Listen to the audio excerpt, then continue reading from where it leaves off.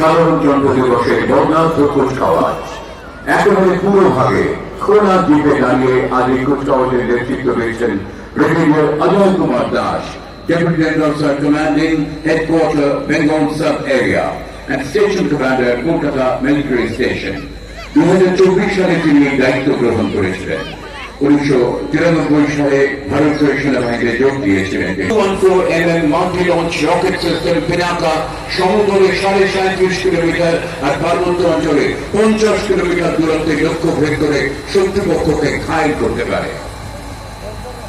Here comes the Pinaka multi-variant rocket system of 1A, state-of-the-art, indigenously produced by DRDO, the rocket system of 1880 rocket regiment.